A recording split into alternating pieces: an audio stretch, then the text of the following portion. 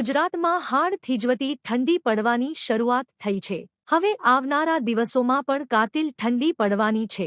હવામાન વિભાગ દ્વારા કાતિલ ઠંડીને લઈ આગાહી કરવામાં આવી છે।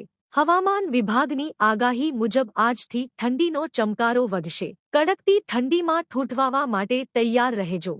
આજે બુધવારથી રાજ્યમાં ઠંડીનો વધુ એક રાઉન્ડ શરૂ થશે। હવામાન વિભાગની આગાહી મુજબ ઉત્તર પૂર્વના પવનો ફૂંકાતા રાજ્યમાં ઠંડીનો ચમકારો વધશે। હવામાન વિભાગ મુજબ પવનની ગતિ 15 થી 20 કિલોમીટર પ્રતિ કલાકની રહી શકે છે। રાજ્યમાં નલિયામાં સૌથી વધારે ઠંડી છે।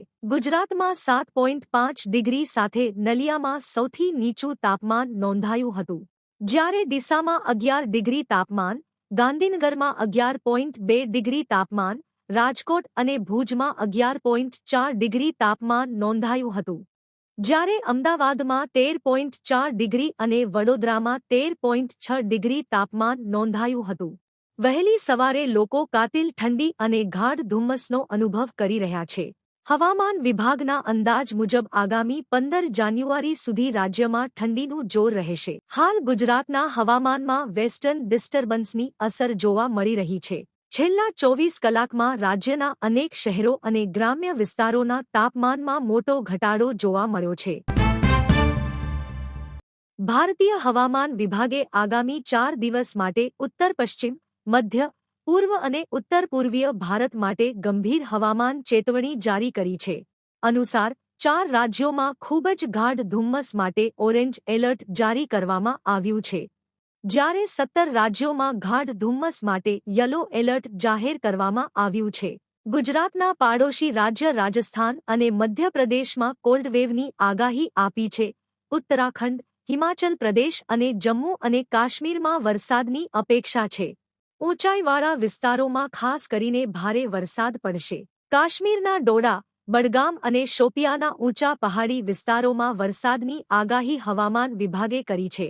અન્ય કેટલાક પહાડી વિસ્તારોમાં બરફવર્ષા પણ થઈ રહી છે। હિમાચલ પ્રદેશના ચંબા, રોહતાંગ, કિન્નૌર અને મનાલીના ઊંચા વિસ્તારોમાં વરસાદની આગાહી હવામાન વિભાગે કરી છે। ઉત્તરાખંડના કેટલાક ભાગોમાં હિમવર્ષા થવાની સંભાવના છે। તમિલનાડુમાં પણ વરસાદની ચેતવણી જારી કરવામાં આવી છે। કાશ્મીરના પહાડી વિસ્તારોમાં પણ બરફવર્ષાના કારણે કાતિલ ઠંડીનો ચમકારો વધી ગયો છે। વેસ્ટર્ન ડિસ્ટર્બન્સની અસરને કારણે રાજ્યના હવામાનમાં સતત ફેરફાર જોવા મળી રહ્યો છે। હવામાન વિભાગના જણાવ્યા અનુસાર છેલ્લા 24 કલાક દરમિયાન રાજ્યના અનેક વિસ્તારોમાં લઘુત્તમ તાપમાનમાં નોંધપાત્ર ઘટાડો થયો છે। નલિયા 7.5 ડિગ્રી સેલ્સિયસ સાથે રાજ્યનું સૌથી ઠંડુ શહેર બન્યું છે। ત્યારબાદ ડીસામાં 11 ડિગ્રી સેલ્સિયસ નોંધાયું હતું, જેના કારણે વહેલી સવારે અને મોડી રાત્રે લોકો કડકડતી ઠંડીનો અનુભવ કરી રહ્યા છે। આગામી 15 જાન્યુઆરી સુધી ગુજરાતમાં કોલ્ડ વેવની સંભાવના છે।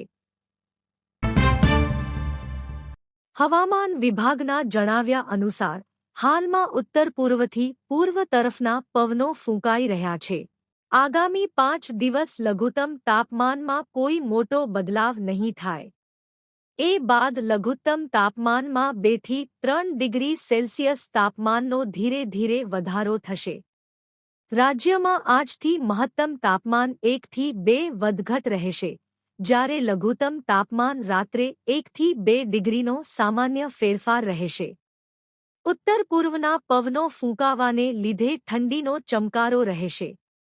રાત્રે પવનની ગતિમાં વધારો રહેતા ઠંડીનો અહેસાસ થશે। તાપમાનમાં 2 થી 3 ડિગ્રીનો વધારો થઈ શકે। હવામાન વિભાગની આગામી 7 દિવસની આગાહી મુજબ આગામી 1 દિવસ દરમિયાન લઘુત્તમ તાપમાનમાં ખાસ કોઈ મોટો ફેરફાર નહીં થાય, પરંતુ તાપમાનમાં 2 થી 3 ડિગ્રી સેલ્સિયસનો વધારો થઈ શકે છે। તાપમાનમાં વધારો થતાં ઠંડીનું પ્રમાણ થોડું ઘટશે અને લોકોને રાહત મળશે।